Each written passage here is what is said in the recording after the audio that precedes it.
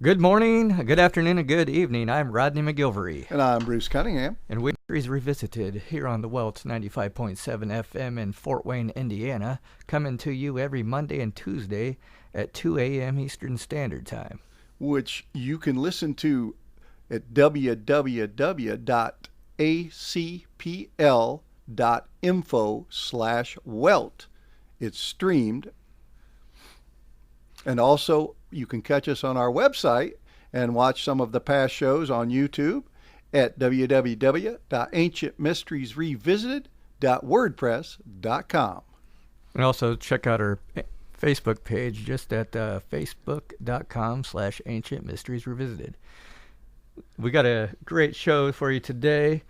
Later on, Brien Foerster joins us. You might know him from the Ancient Aliens TV show. And he's in Peru, and he'll be joining us just in a few minutes after we have a brief message and interview from Rodney. Yeah, joining us in a second is a good friend of mine, Lee Matz, who is an artist and filmmaker. Right now he's currently finishing up a film that I did the soundtrack for. I currently also do various ambient projects, including making music for this specific show. Our intro music is all made by myself, and I did some soundtrack work for Lee Matz's upcoming film, which is being released this coming Friday, and he's joining us to give you a little detail on what this film's all about. Hello? Hey, Stephen, how's it going? Hello? Yeah. Hey, thanks for... Hey, it's going well. How are you doing? Oh, we're doing well. Thanks for joining us on the Ancient Mysteries Revisited show. Nice to finally have you on here. Well, thank you very much for having me on. I've looked forward to it for some time. Well, I was telling our listeners that I currently did some soundtrack work for your upcoming film. Would you like to give us a little bit of detail on your upcoming film? Tell us what it is, the title of it, and go into a little bit of detail about what it's all about. Well, sure. The title of the film is The Books of Leba Fire. And it's a 5-minute film. Explores the work of the Reverend Stephen Johnson Leba. Now, Leba, early in his career, was actually one of the last ordained ministers in the Church of Satan by Antoine Zander LaVey. Yeah. He personally knew him. They worked together. There's pictures of him and stuff. So there's a lot of history there. Since that time, Leba's done, this is his 17th handmade book. And these are filled with handmade pieces of ritualistic art, which the Reverend does consider to be definitely very magical. Right on. How did you come in contact with the Reverend? We started talking a few years back through some friends, mutual friends of ours, and just clicked. From there on, worked together on a couple projects, wrote a manifesto together, the Revolt. It was a small paper called Revolt. Some little things like that. And since then, the Reverend Leba has moved down to New Mexico. He's living in a hogan on an Indian reservation. And now he's trying to work mostly in, I guess you would say, the etheric plane, insofar as his interest and what we're really exploring at the end of the day in this film is what the Native Americans refer to as the fifth world. Okay. So basically the spirit realm, the world of ghosts, and the Reverend is very in touch with that realm. Yeah, that almost ties in with our upcoming guest. He's coming on and discussing much of the ancient sites in Peru and how there's these interdimensional gates as well. Yeah, and that's very that's very much in the same vein of the great work of the Reverend. And this film, The Books of Leba Fire, it's actually going to be premiering this upcoming third Friday on July 19th at intersectart.com/Rogue Gallery. So, and that'll be third Friday, this upcoming Friday on the 19th. Sounds very, very interesting. Yes, I'm excited to see the final film being completed. As I did a couple tracks on that film, and I'm excited to see how you included those in your work. Well, they are predominant. It has been a great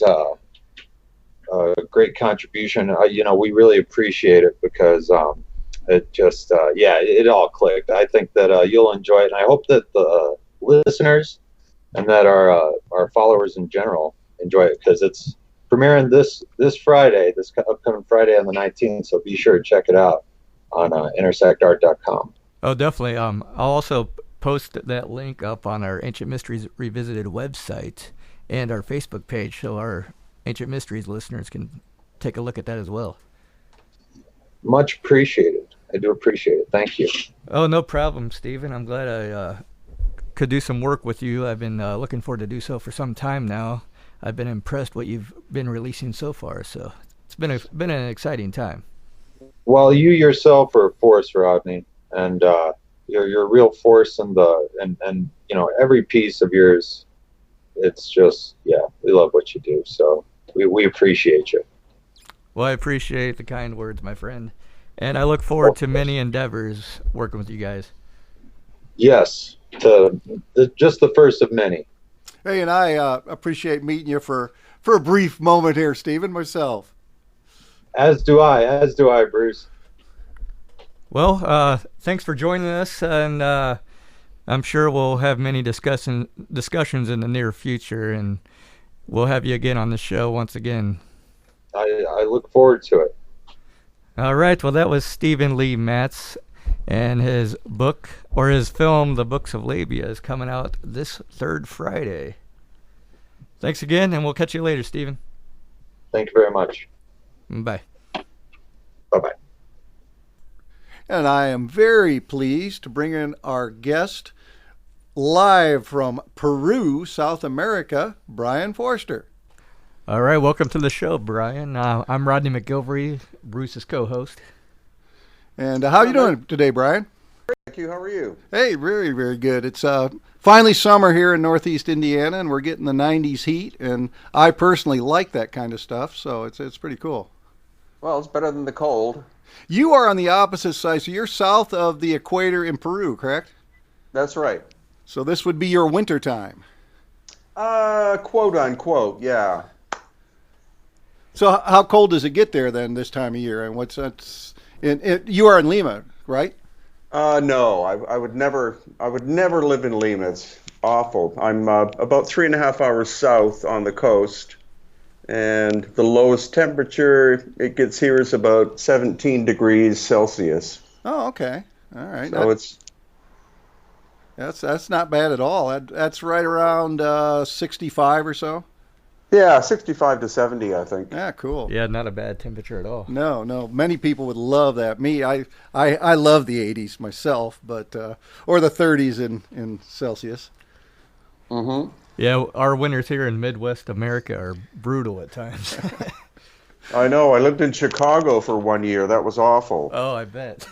Yeah, that's more than just the Windy City. Oh, yeah. Well, how did you?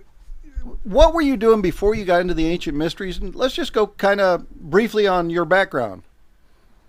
Okay, well, I was born in the U.S. I grew up on the west coast of Canada, or probably call it the wet coast of Canada.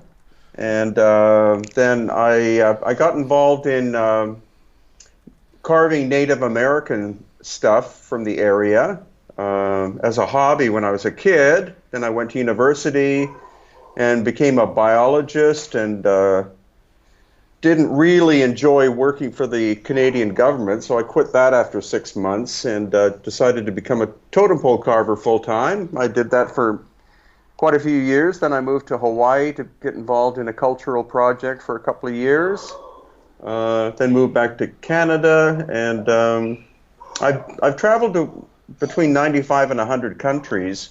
Always loved traveling. So one day I just decided to go to Peru, and when I got here, it's just all of the ancient, mysterious things that are here just captivated me. So I moved here, I think 12 or 13 years ago. Nice. What was your first endeavor when you made yourself down into Peru? What's that? What was your first endeavor when you made your way to Peru? Well, basically, I thought that, I'd like to see Machu Picchu because that's the most famous thing. And I was just blown away by all the megalithic work that I saw in Cusco that could not have been done by the Inca.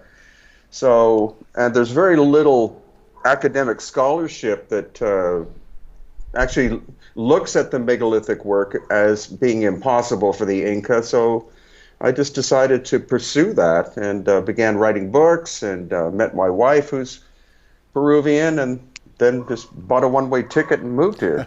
Nice. I know that same drill. I did the same thing with the Philippines.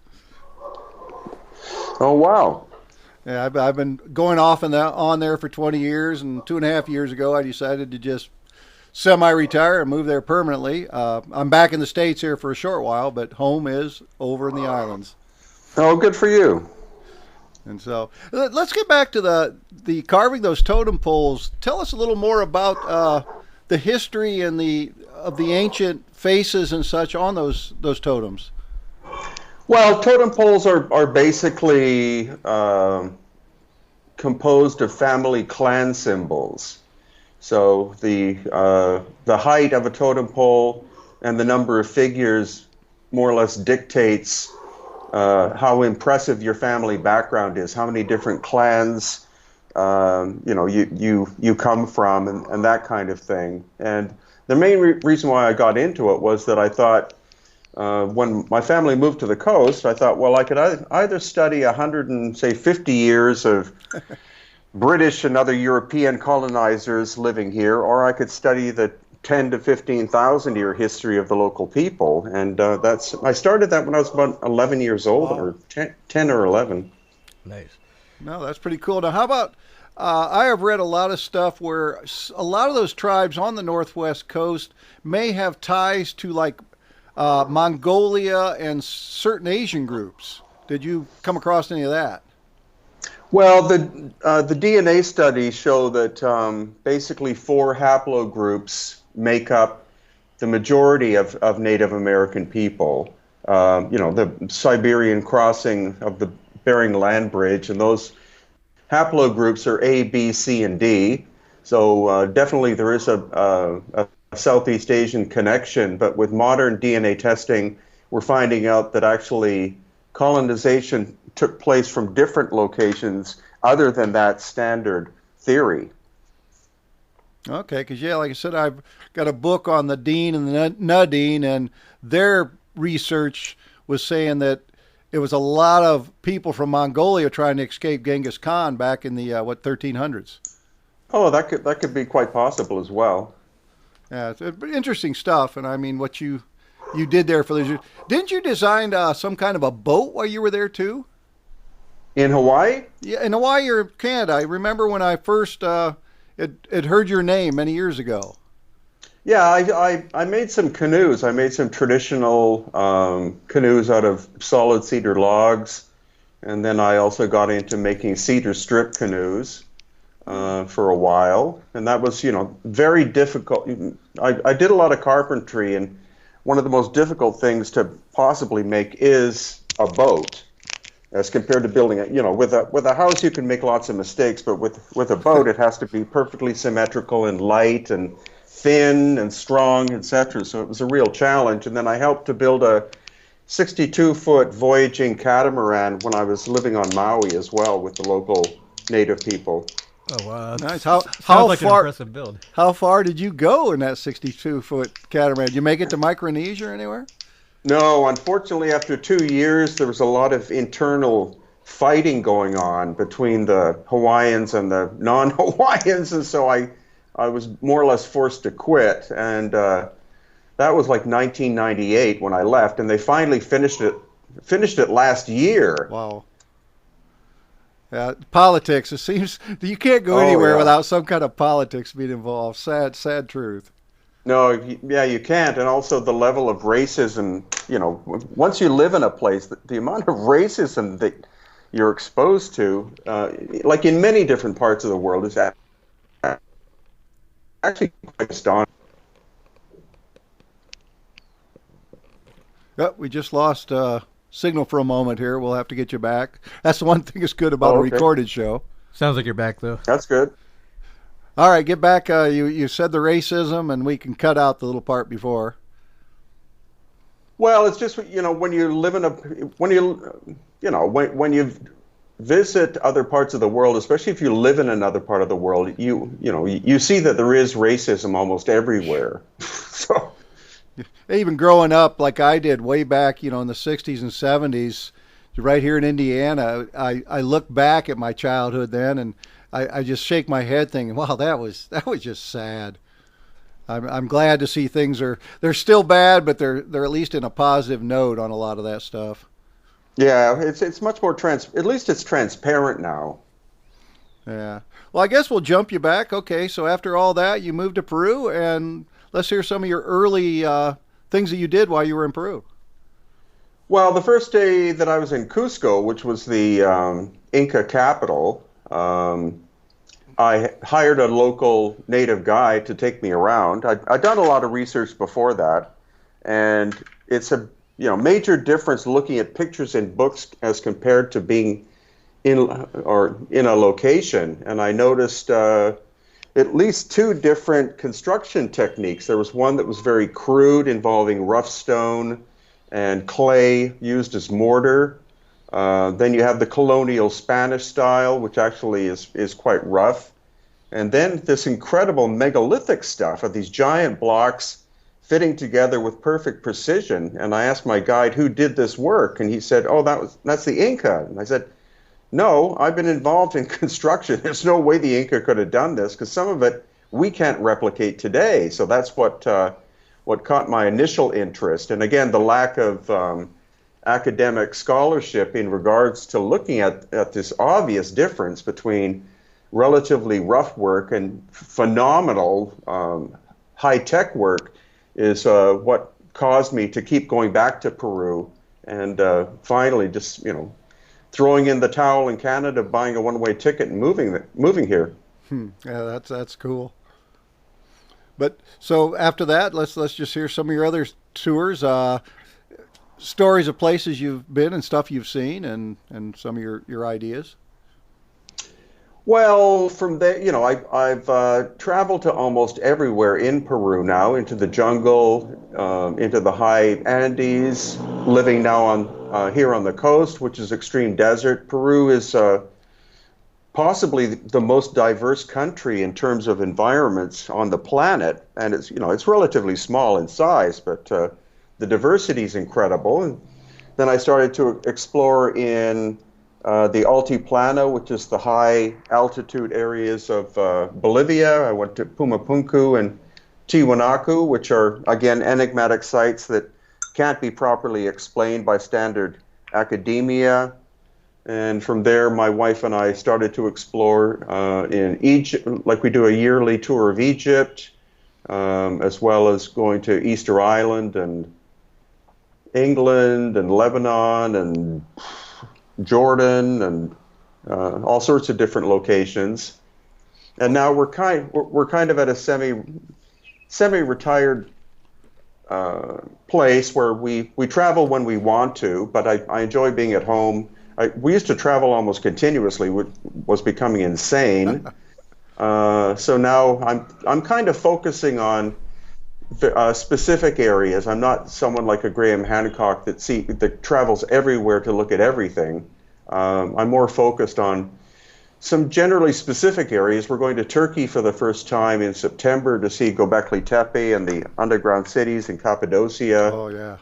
And then in India in January, because there's a lot of evidence of massive megalithic works that were initially created long before the local inhabitants ever lived there, and just stuff like that. Yeah, the Kailash Ellora Caves in India. Yeah. That it's like Petra underground, and I mean, it's definitely on my bucket list, along with all the stuff that you've got in Peru, Bolivia. I've dreamed of going there since I was a kid and read von Daniken's earliest books, and I'm shocked that here I am and have not made it yet.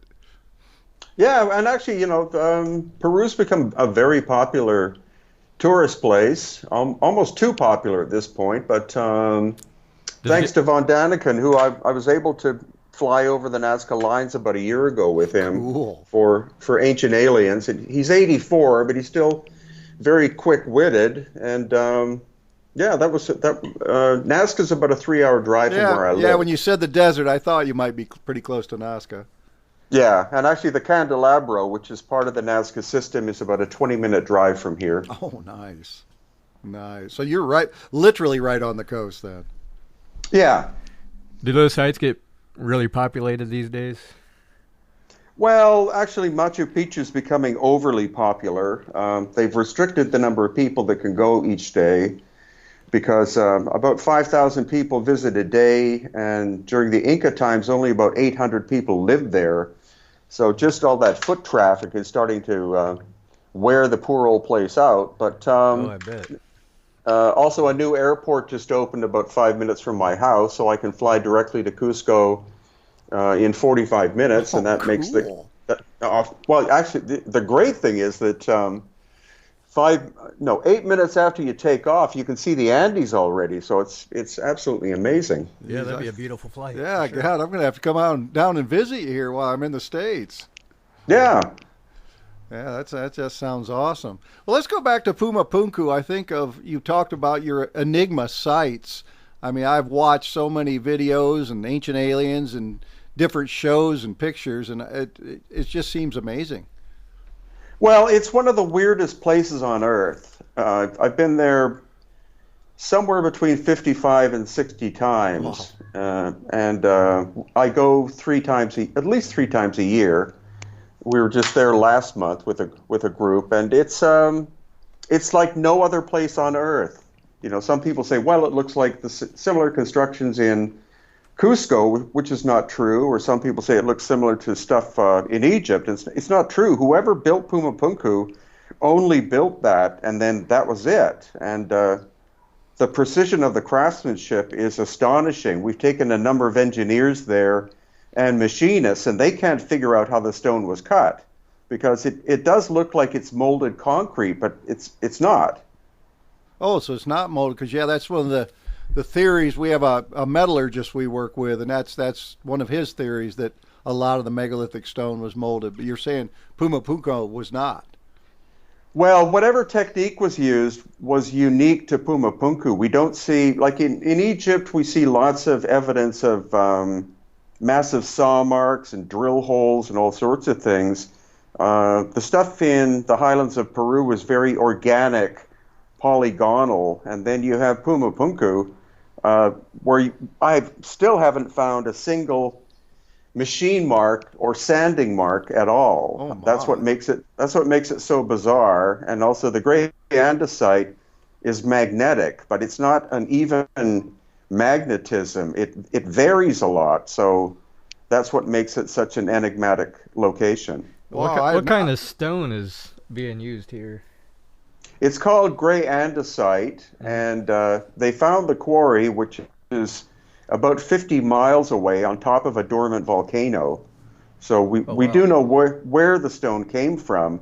I haven't been able to get to the quarry yet. Supposedly there's a road that goes right to the quarry, and also in between there are what are called lazy stones, which are giant blocks that never made it all the way from the quarry to Puma Punku itself. Now, do you think they utilized the volcano since it's so close somehow? I don't know. I know for sure that they selected the andesite because of its magnetic properties. So they could have been able to levitate it using magnetism.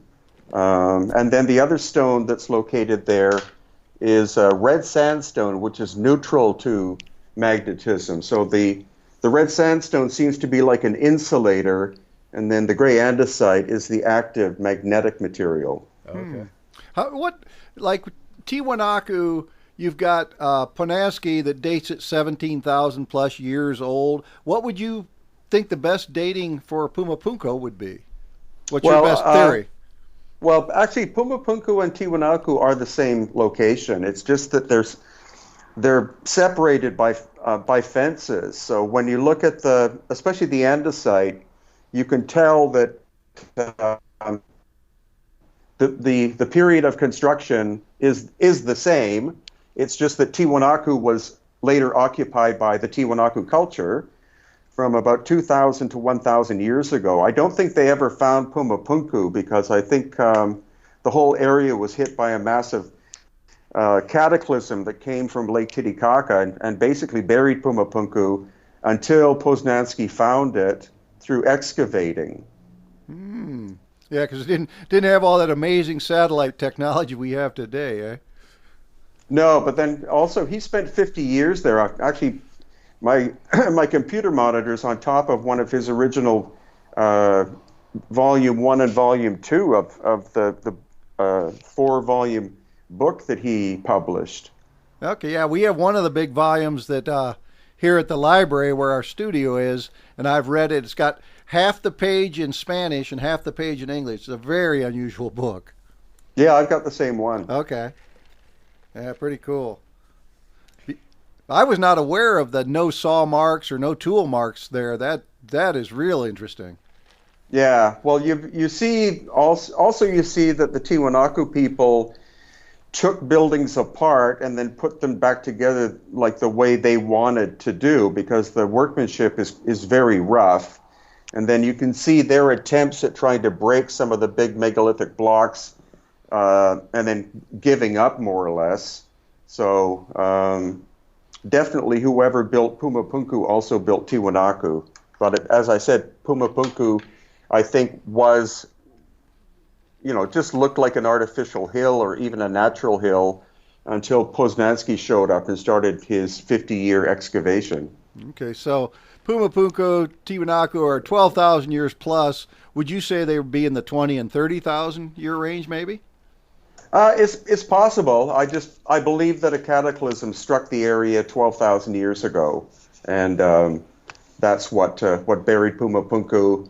And the reason why the Tiwanaku were able to find Tiwanaku is the fact that some of the single megalithic pillars are like 20 feet tall, so they were protruding out of the mud. And also the Akapana Pyramid, which is one of the bigger structures. When you go to the backside, where they've done a fair bit of excavation, you can see that the whole Akapana was also buried in mud up to about 6 feet deep.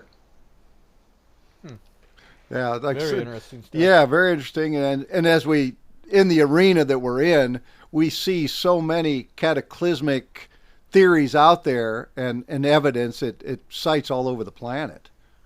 Yeah, that's true. You definitely see lots of locations in Egypt where there were massive earthquakes, possible solar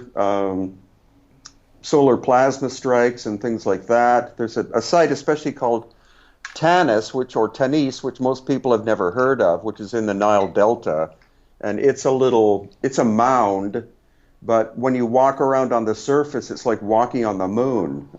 It's surrounded by agriculture, but the mound itself is devoid of any plant life. Something obviously nuked it and just blew all the megalithic blocks to pieces. Jeez. Yeah, just amazing stuff. Do you know about it's called the Fuente Magna Bowl? It's a ceramic bowl that connects Sumerian culture to the Pumapunku. Yeah, that was found, I think, in the 1950s near Lake Titicaca, and unfortunately, you're not allowed to photograph it. It's in what's called the Precious Metals Museum in La Paz. Of course, we've snuck some photographs of it. You just have to monitor the one camera that's that they use to monitor the area, and it's actually sandstone. It's a red sandstone, which is probably from the area. It does have glyphs that appear to be Proto-Sumerian, but it also has Tiwanaku culture carvings into the surface as well. So it's, there's a lot of debate over it, whether it's authentic or not. To me, it looks ancient, but whether it actually came from Sumeria or not is still up in the air. Yeah, or a Sumerian culture that traveled the 7 seas to get over that part of the world back then. Yeah, that's true. Yeah. Well, I guess now we'll switch, still in Peru and around the world, but how originally, you are well known for your work and research on elongated skulls. How did you originally go to that direction? Well, I've seen pictures of them labeled as being Nephilim or Anunnaki or whatever, but the first one I saw was in the little museum of my mentor, Senior Juan Navarro. He had one that is perfectly preserved mummified head. And coming from a biological background, I just looked at it and just thought, what the hell am I looking at? Because it seemed to be too big and too complicated to be an example of head binding. And fortunately, Senior Juan said, I have more in my house if you want me to bring them. And so he brought some more. And that's when I more or less decided to become his student and move to the Paracas area. And then ever since then, he was actually the world expert of the culture. He was an amateur archaeologist, but he knew much more than any PhD that I know of. And so over the course of years, every Sunday, he would rent a taxi and he would take me to all the different locations. And then we started to find artifacts that tomb robbers had left behind. And then we amassed a collection of between 45 and 50 of the elongated skulls. Nice. And then I started to look at the situation less from a archaeological background and more from a medical one, because I was looking at and seeing so many morphological differences between a normal human skull and some of these elongated ones that now, also through DNA testing, we've been able to figure out that the original Paracas people were a subspecies of humanity. They were Homo sapiens Paracas. Okay. And unfortunately, no academic has decided to think that that's a profound thing yet, but I'm continuing my work on the subject. It's an interesting concept because some people think that when children were brought up in that culture that they wore some sort of apparatus on their head to make their skull elongated and not be so natural. But it sounds like from your findings, this was an actual natural occurrence. Well, yeah, the key thing is that I've been at this for quite a long time, and the natural shaped elongated skulls only come from one cemetery and only one 20-acre part of this massive ancient cemetery. The reason I was able to find out about that is that all of the ones that are really big they have the word Chongos written on the forehead, and that's something that archaeologists have done.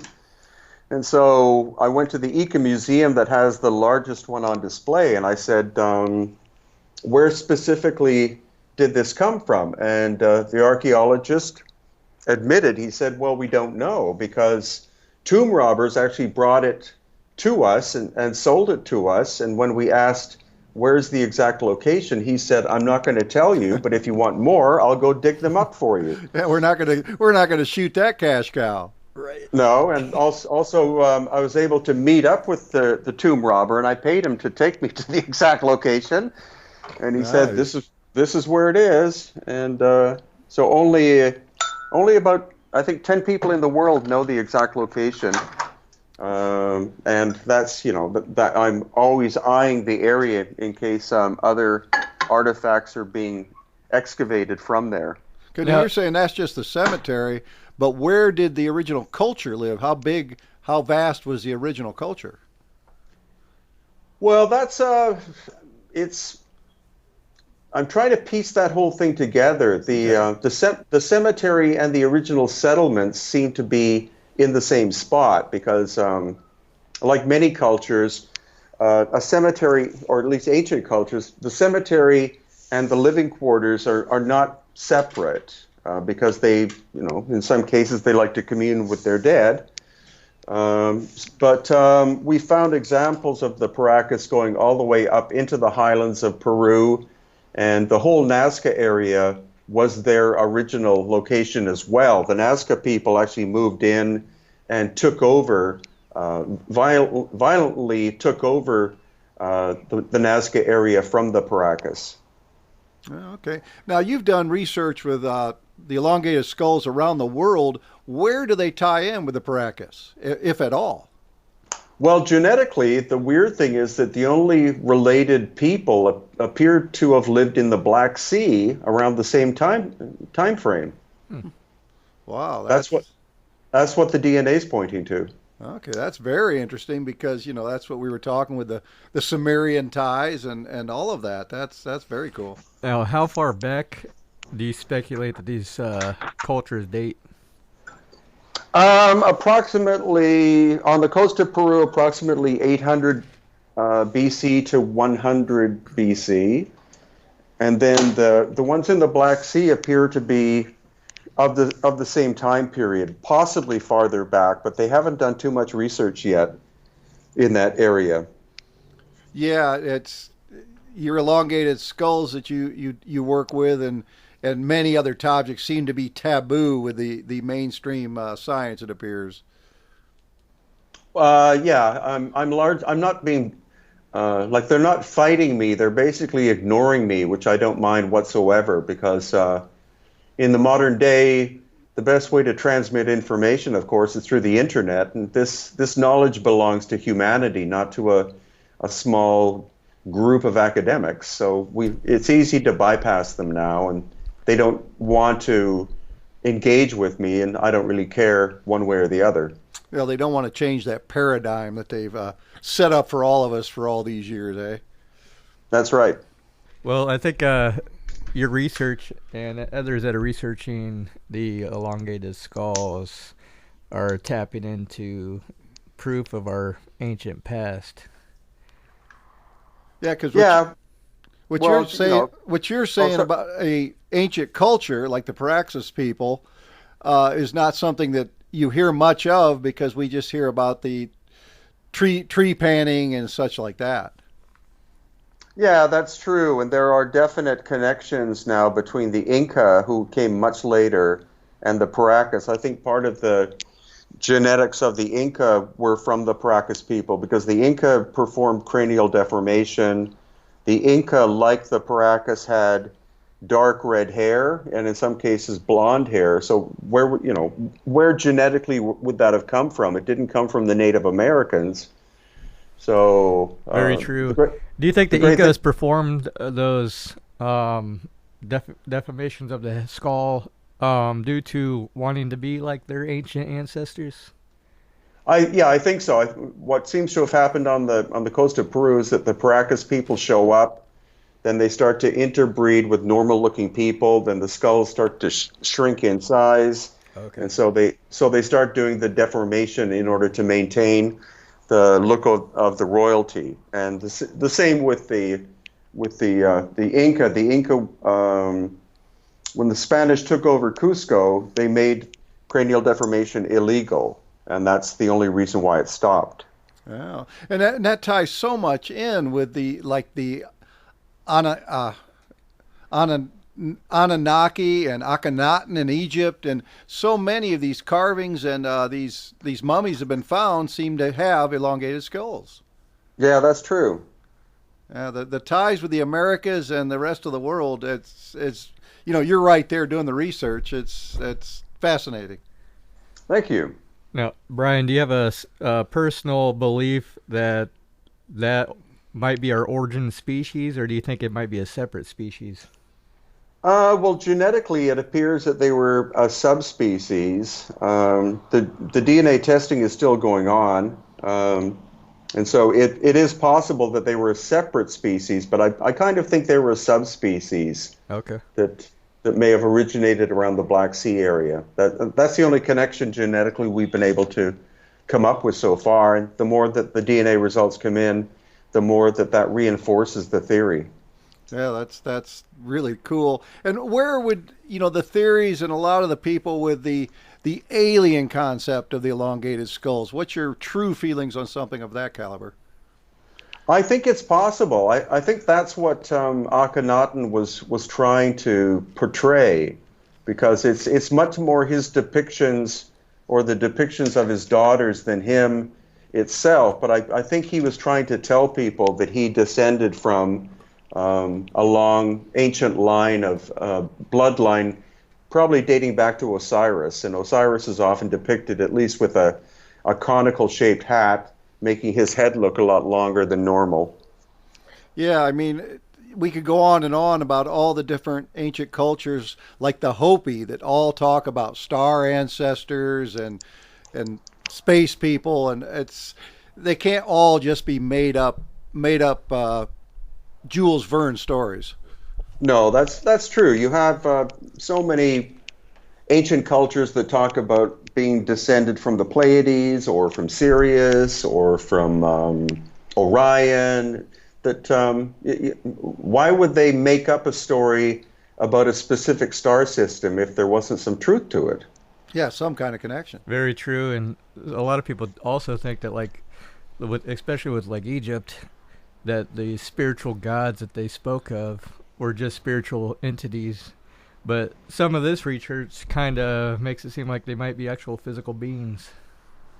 Yeah, there are too many cultures that talk about this to make all of them fairy tales.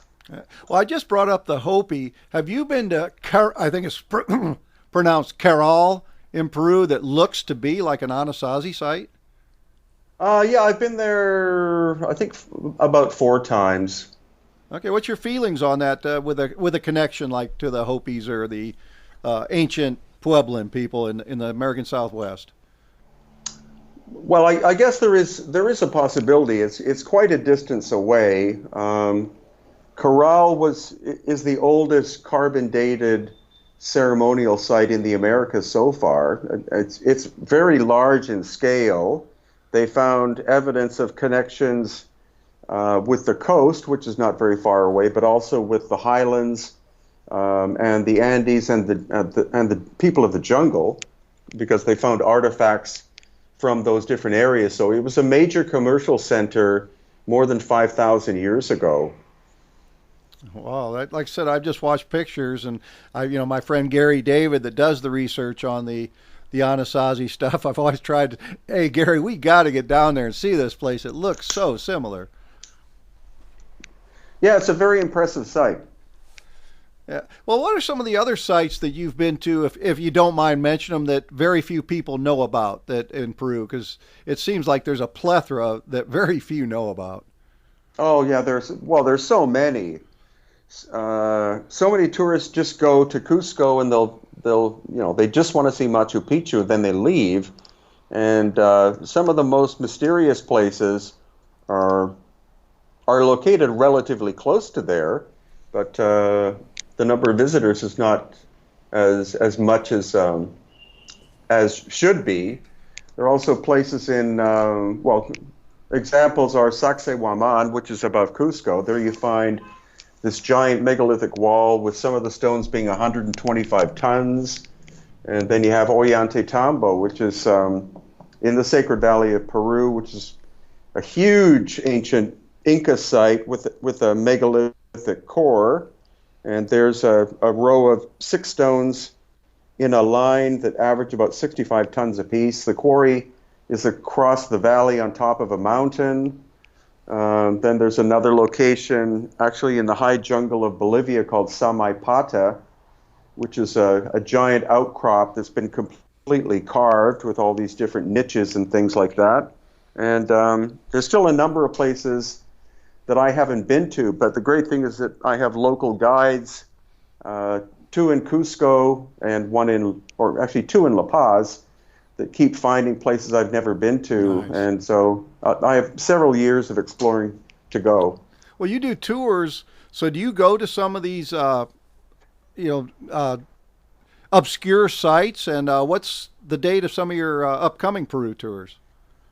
Yeah, well, at this point we do 3 major tours a year, one in June, one in August, and one in November. And we're going to start fine-tuning them so that each one is going to be 10 to 14 days, visiting the famous places, but also some that are in the area that are not that well known. One of my favorite places is called Niaupahuaca, which is a cave on the road, well, actually in a side valley, but on the road going towards Ollantaytambo and Machu Picchu. And that is like a scene, all I can say is it's like a scene from Star Trek. It's so bizarre. If you want to look it up on the internet, it's called Ñaupa Iglesia. And that's a mix of Spanish and Inca words, Ñaupa meaning ancient and iglesia being church in Spanish. And so I decided to rename the place Niaupahuaca, which means the ancient place in the Inca language, and that name is slowly being adopted by the people of the area, which is good. Yeah, but, I got some of those ruins on my laptop right now, and I can see why you say it's like Star Trek, very sci-fi looking. And I have never heard of this or seen this, and you say it's in between the two famous places. Wow, way cool. Yeah, and it's a place, I'm fortunate in that people from around the world send me photographs of things they've discovered. And in the case of that one, it was a German guy who sent me 2 black and white pictures. He emailed them to me, and then when I wrote back saying, "Where is it?" he said, "You have to find it." So you gotta like that. That took 2 years, but finally did. Good thing you were living there. Yeah. Wow, yeah, the pictures, I have not seen this before. Yeah, just mesmerizing. It looks like some kind of base of some sort, almost. Yeah, like one of those bases in a Star Trek episode. Yeah, like portals that you would go through or something. Yeah, which who knows, maybe they used to be some kind of interdimensional portal. Yeah, what's your feelings on that giant door inside a door that they call the Stargate? I believe that's somewhere in Peru, correct? Yeah, that's near Lake Titicaca. It's called Amaru Muru or Aramu Muru. And it's a depression, or actually it's a series of depressions carved into red sandstone bedrock. And whenever we're in the area on tour, we definitely go there because it's very mesmerizing. It's great to interview local people because they always come up with the most fascinating stories, and they say that sometimes at night orbs and things will come out of there and then go back in, like different colored orbs and things. My wife, the first time we went there, you can actually climb into the niche and put your solar plexus into this depressed area, and as soon as she did that, she jumped backwards and said a giant face was coming through the stone at her. So, so the possibility of a real Stargate is actually there. Yeah, it is. And there are many locations like that around Cusco where you have these strange depressions in the bedrock that don't make any sense whatsoever from a functional, pragmatic point of view. So it could be that these are interdimensional portals that were made and used in the very distant past, and people have lost the capability of using them anymore. I'm sure it's probably led to a lot of superstition and folklore surrounding these places. Like, I've heard a lot of stories about Peru being haunted and stuff, probably due to these stories. Yeah, well, actually, the place we were talking about earlier, Niaupahuaca, I've been there many times with the local expert, PhD Teo Paredes, who's a Peruvian anthropologist, and he told a fascinating story that the Ñaupa actually, it just doesn't mean ancient; it means the ancient ones. And according to the oral tradition that he heard, they're actually energetic entities that still exist, but at dawn they leave that area and they go to places underground, but then when dusk arrives, they return. So he said, it's not a place to spend the night because he said they're actually energy feed absorbing beings. So they can Oh, like energy vampires, somewhat. Basically, yeah. Yeah. Wow, that sounds like what you said, ancient, ultra ancient. Yeah. Yeah, that's cool. Have you been to the place? I cannot remember the name, but they call it the other Machu Picchu. That's like a pretty serious climb and even snow on top and a ancient city. I cannot remember the name, but I would imagine you've been there. I still haven't. It's called Choqquequirao, and Okay. it's basically called the Sister City.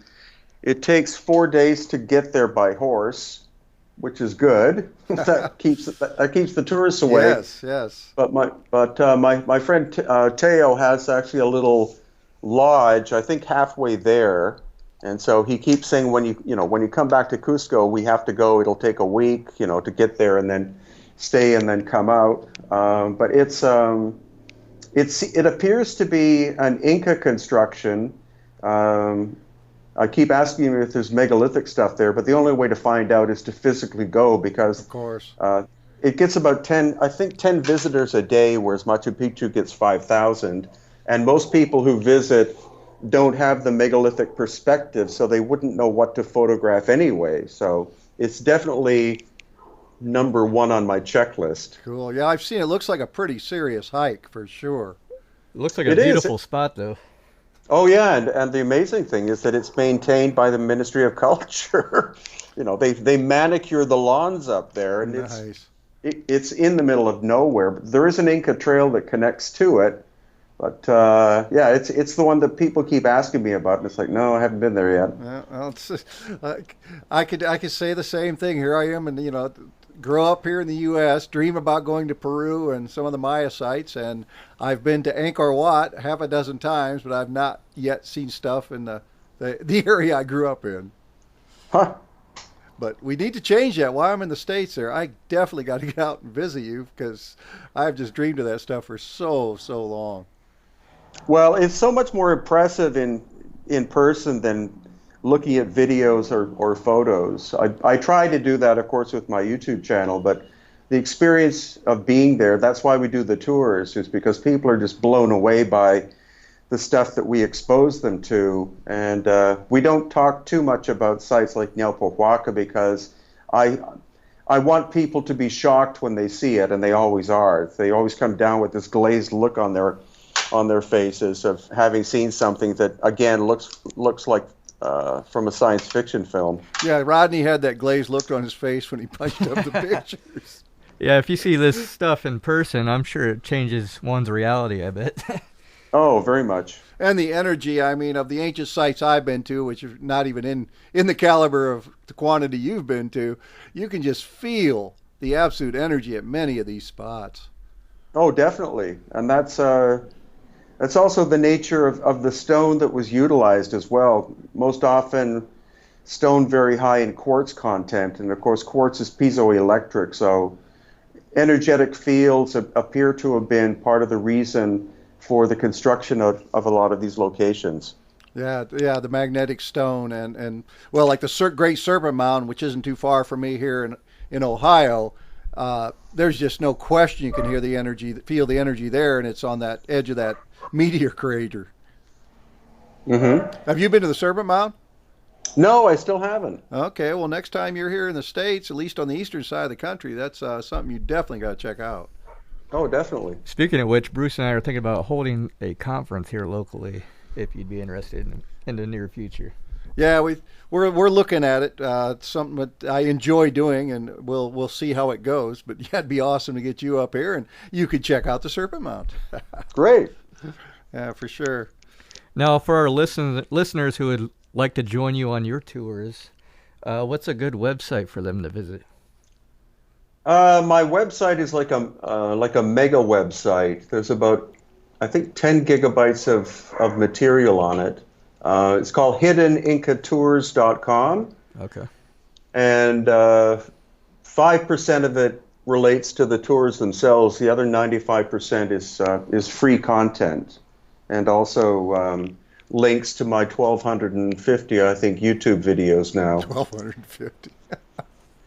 That is cool. Yeah, like I said, when I first got into this, was back when the Ancient Aliens show first started, because I had read Von Donigen's books and that stuff back when I was a kid in the early 70s, not knowing that all this had been going on now for about 20, 30 years that I really didn't know about. And that's kind of what started me on this avenue. And like I said, I got your original Brief History of the Incas book way back when. And what books are you working on now, or what books have you put out now? Let's go into what you've published. I've written 36 now. And the next one will be about ancient Turkey, because we're going there for the first time in September. And then I'll write another one about India when we go there in January. So those are the two that I have, I'm thinking about now. What you doing over in Turkey? Well, there are a lot of interesting places like Göbekli Tepe, which has been proven to be 12,000 plus years old. Also the underground cities in Cappadocia.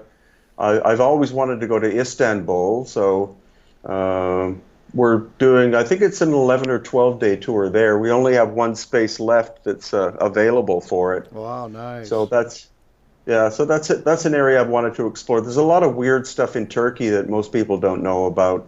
So definitely that's something to see. You know, all of these places are something to see at least once, and then sometimes you just become so fascinated by them that you have to go back multiple times, and that's the case of Egypt. I go once a year just because more and more of ancient Egypt is now actually being opened up to the general public. We just found out that the bent pyramid at Dashur, which the interior has not been open to the public since 1965, was opened up last week, I think.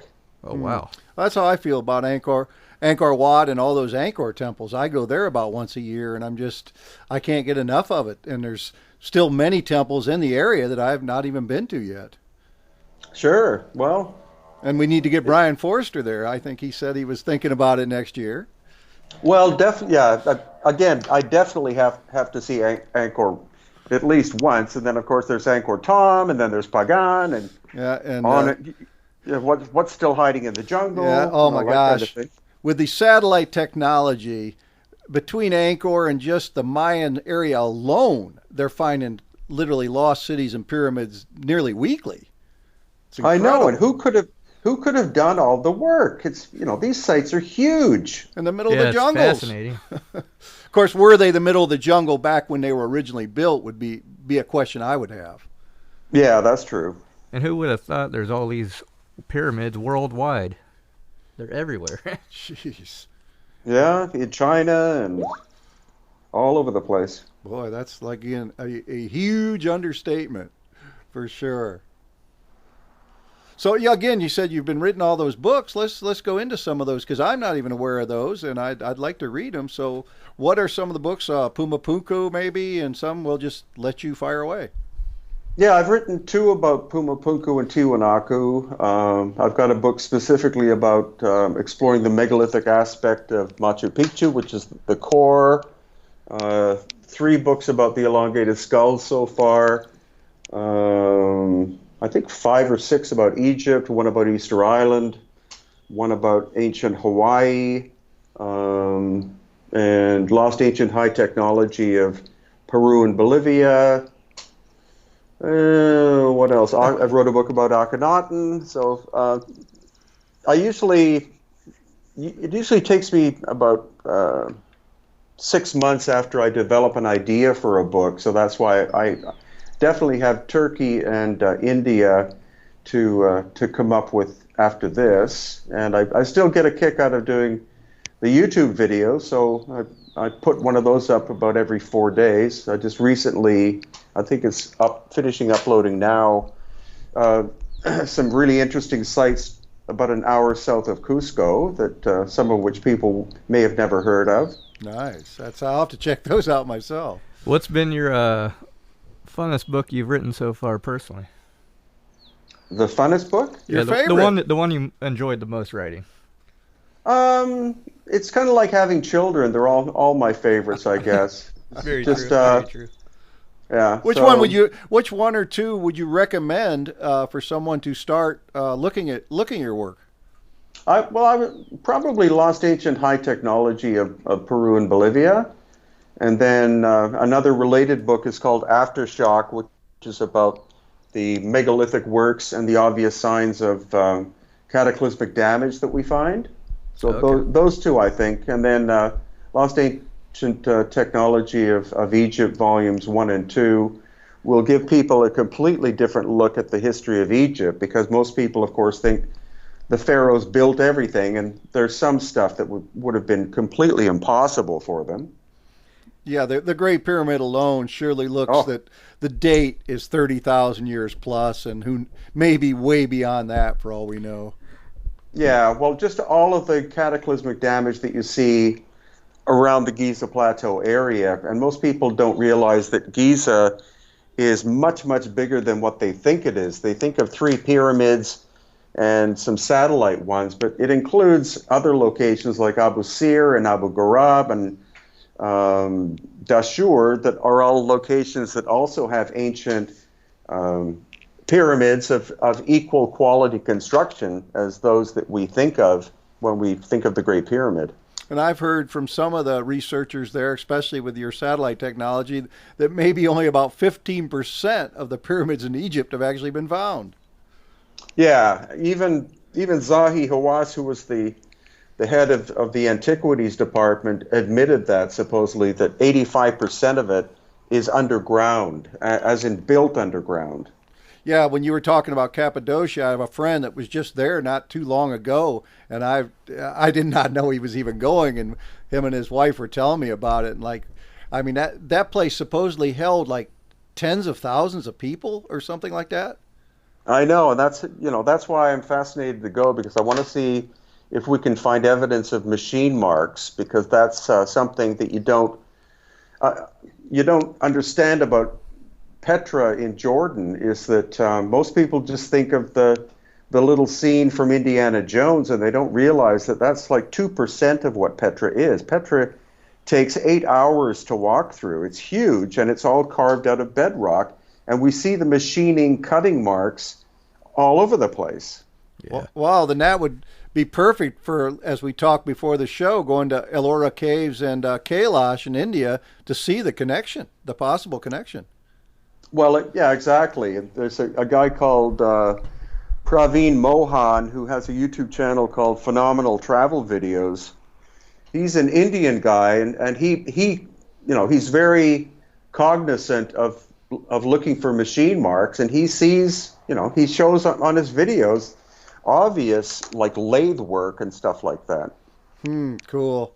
Well, that's when we talk of connections. I mean, that's my thought. And I've not been to India, or I'd love the Indus Valley sites. It's sad that they're in a pretty dangerous area for Americans, but I've been to Indonesia and Cambodia in that area, and my thought process is, did that Vedic culture come from India and go to Asia, or the other way around? It's a question. Mm-hmm. Because now, do you find it? We brought up Vedic.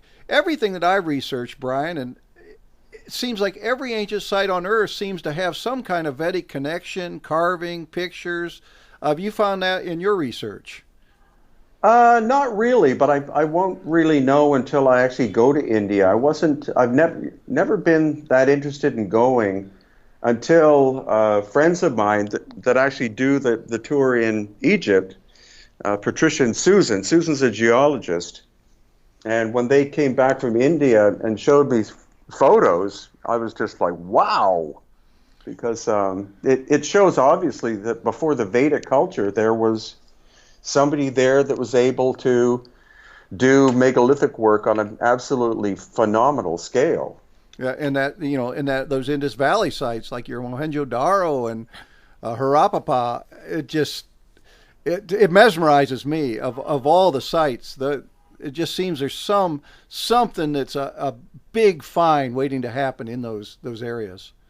Yeah, and that's why also most of the new information is coming from independent investigators and not from scholars anymore, because the scholars are ignoring the obvious, and the more and more people visit these places with a pre-knowledge of the fact that there was a megalithic culture prior to the the cultures that we know of, that it's turning the lights on to lots of people around the world.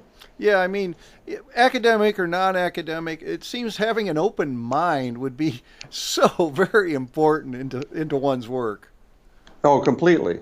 Yeah, that seems to be the key to all this, pretty much. Have an open mind.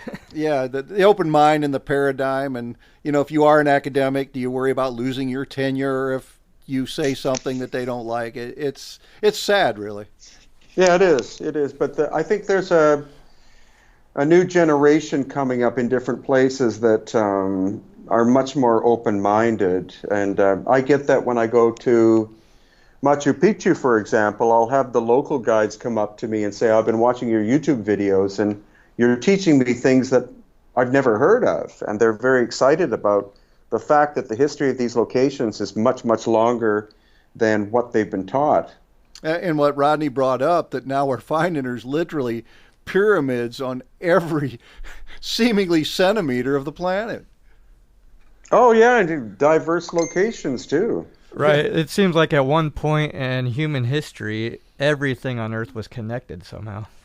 Yeah, a global culture. I mean, would you subscribe to that? Yeah, I would say at least 3 different cultures that may have existed at the same time that all had phenomenal technological capabilities. Yeah, well, it seems like their high technology was very similar to each other. In some ways, the differences are that in Egypt, everything's basically linear. Okay. And whereas in Peru, it's all polygonal and organic. And then again, Pumapunku is like nothing else. Well, I mean, would that tie into the ancient legends of your Atlantis and your Mu and your Lemuria? Do you see a tie in there, that even if it's just on the tail end of a legend like that? Yeah, I think those are the only possibilities we can see. Either very advanced human civilizations that had to leave their original locations around 12,000 plus years ago, or aliens. I mean, the possibility of extraterrestrials or interdimensional beings. I've been reading a guy, I think he passed away just recently, Paul Von Ward, and he had quoted using the word AB, advanced being, in the place of extraterrestrial, and I really like that concept. Yeah, I think that's a better idea, because people, too many people snub the idea about ancient aliens, and then other people laugh at the idea of ancient Atlanteans. So if you use just a generic term, because we don't know, it's better that way. Well, I mean, it sounds like that. Like when I'm sure you've studied much like I have the Sumerian writings, and long before Sitchin with Noah Kramer and others, that the Anunnaki, whoever they were looked up on and nearly worshipped by the people, even in those writings. So that surely makes sense.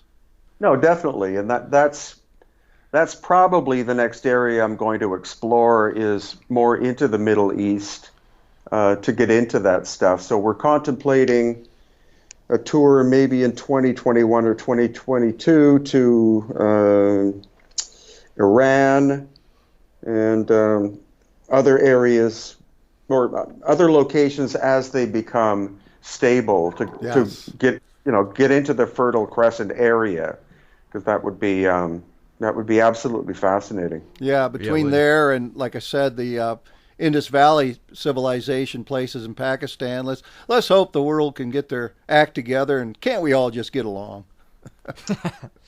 Well, it seems like the Middle East is stabilizing now that ISIS has been wiped off the map. Then hopefully countries will be able to stabilize themselves, and that refugees, most refugees want to go home anyway. They don't like living in other people's countries, and the other countries don't really want them there anyway. We were recently in Jordan and Lebanon, and you have a lot of refugees there, and it's like, there's a fair bit of tension, because the refugees would like to go home, but they want to make sure they're not going to, get blown up on the way there. And the people who are the citizens of the countries, they've been accommodating, but they can't handle refugees forever. Yeah, I mean, people are resilient. I look at, like I said, I've been to Cambodia many times, and they went through that terrible Khmer Rouge, but now they are a, quote, democracy and just doing very well. And it's truly enlightening to see these places recover like that. Very much so. So I guess let's see what we can move on to next. What's some other stuff that you've been working on or thinking about working on? Just to put you on the spot. Yeah.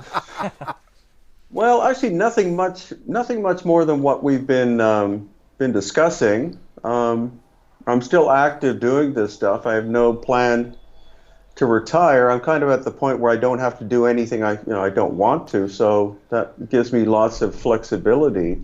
My wife and I are starting to get less and less interested in too much travel. So my trip to India may be the only time I go. It depends upon how fascinating it is, because it's a hell of a distance to get to India from Peru, and Turkey as well. We'll see how that goes. And then, there are obscure sites in Peru and Bolivia that I've heard about but haven't been to yet. So there's still quite a bit to look at. So still some serious exploring to do in your own backyard. Oh, definitely, and beyond. But how often do you and your wife get out locally and do explorations over there? Well, the great thing is now that, again, that this airport has opened up, I can have a direct flight to Cusco, which only takes 45 minutes, whereas before I'd have to drive 3.5 hours to Lima and go through Lima traffic and then get to the airport and then fly to Cusco. So that opens up the highlands to me in a much bigger and better way. Oh, that's cool. That's the same for me, being over in Philippines, Cebu. They've got a new international airport, many more flights now to Southeast Asia without having to deal with Manila, which is the mega city of all mega cities, and it's very nice. Mm-hmm. Yeah, that's going to lead to more people having the opportunity to do their own research. Well, definitely, and that's the whole goal of a lot of it, is for people to have firsthand access to see these things in person, because it makes a very big difference. That you can't say that enough, Brien, because when you go see and any of these sites, even the ones like I mentioned, Cahokia and Serpent Mound and the Anasazi sites in the right here in the U.S., they're just, the energy and the feeling is hard to explain till you're there. Oh, I know. That's very much the case. And you had brought up being on site. That's something that I'm seeing a lot. I've got a lot of researchers that never leave their home and are using all these technologies and believe they know more than the people that are on site. It drives me crazy at times. Oh, I know. I'm not going to mention the name of the channel because the guy's become a friend of mine, but he did some videos about the giant stone at Baalbek, and his conclusion at the end was that the Romans could have done the work because they were able to move the 1,200-ton block from the quarry. And I said, have you, I wrote on his YouTube channel, have you actually been there? And he said, no. And I said, well, I've been there, and it's still attached to the bedrock. So then he said, uh-oh, well, I better make another video about that. Hey, back to Peru, I forgot. How about, is it Maracasi or Marawasi? How about that site? Oh, Markawasi. Yes. You've been there. Yeah, I've been there, and from a certain angle, these things do look like they're ancient sculptures, but I wasn't that impressed. I don't think I'll ever go back, and that's the case. Again, I like to visit a place at least once, and then if it really seems mysterious, then I'd like to go back. But Markawasi, very difficult to get to. You basically have to stay overnight in a really crappy hotel, like a one-star hotel, and it was, it just, I think the best term to use is they're called simulacras, which mean natural formations that look like something. But I don't find it that impressive. So it's a unique site to see, but nothing to do serious research. Yeah, not really. There's so much more that is clearly megalithic and mysterious just around the Cusco area. That there's a place called Mauca Yacta that I've never been to, and when I was in Cusco a few weeks ago, actually my friend Wilco, who's one of our local experts, he said actually there are 3 of them. So it's like, oh, okay, well, we'll have to go there and do that. Oh my gosh, it just seems like I said, in Southeast Asia, I've been to very few comparatively, and it just seems like just an absolute plethora that you couldn't see in a lifetime of ancient sites. And how about Easter Island? You had brought up Easter Island, and I mean, what's your feelings on those moais and such? I've been there 3 times so far. We like to go probably every 3 years. So we were just there in November. It's a beautiful island, and there are 950 of the moai. So they're opening up more and more. Areas that were restricted are starting to open up, so you get to see more and more of what's there. It appears that there were 2 different civilizations. You had the Polynesians show up between 1,000 and 2,000 years ago and found the giant moai there. And so they made copies on a much smaller scale. And again, going there, you see the obvious difference between what the Polynesians did and what the forebears did. Well, yeah, like I said, I think of all the stuff when I first read von Daniken's books. Back then, it was very difficult to get to Easter Island, and it appeared to was like just an amazing exploration back in those early 70s and such. Oh, yeah, and then, of course, Thor Heyerdahl was the first major archaeological trip that went there. They spent months there, and they excavated one of the moai and showed that they're all full figures, not just heads. Yeah, and that I get in arguments, I'll say, with many people that watch the Thor Heyerdahl material where he rock and rolled a small 3-ton moai across the landscape. And I'm thinking, there's a world of difference between 3 tons and 30 tons. Oh yeah, that would be much more difficult. That like you're talking the stones in Lebanon at 1,000+ tons. How could you even get enough people in a position to lift something like that? Yeah, you couldn't. And then they recently did an excavation there, and there's one right next. The Stone of the Pregnant Woman is the famous one, and right next to it, they just revealed that there's one that's 1,600 tons. Oh my gosh, I hadn't heard about that when I heard of the 1,200. That's, we're just this arena and the history of civilization in general, if not many. It's I don't have any words.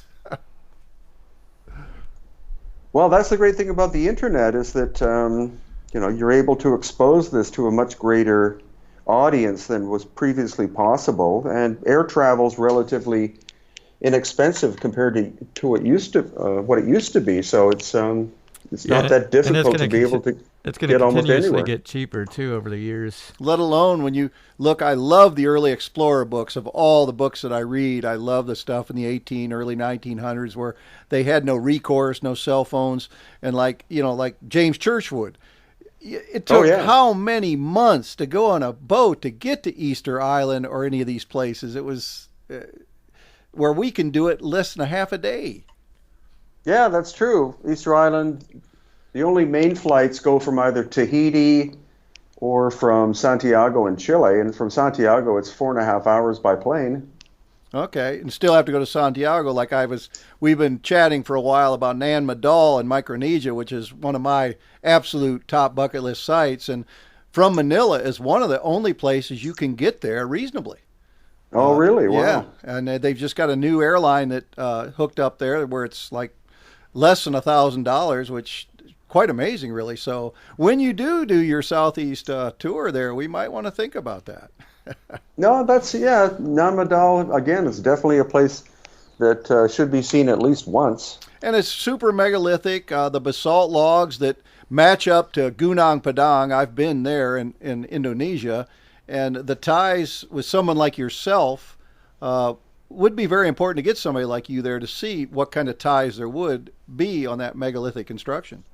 Well, that's true, and they're supposedly doing even more archaeological work at Gunung Padang, so it's getting bigger and bigger the more they excavate it. And that's just one pyramid. From what I understand, talking to Danny Hillman and Danny Irwanto, there's other sites in Indonesia that have recently been discovered. There could be many Gunung Padangs there that, we know for a fact the 12,000 year cataclysm. We also know Mount Toba at 70,000 years ago. So it's who knows the true history or how far back it goes. No, that's true. So yeah, that's neat stuff. Yeah. Well, Brien, we're going to keep an eye out for your updates on your Middle Eastern tour coming up in Turkey. And maybe Bruce and I could bring Ancient Mysteries along with you.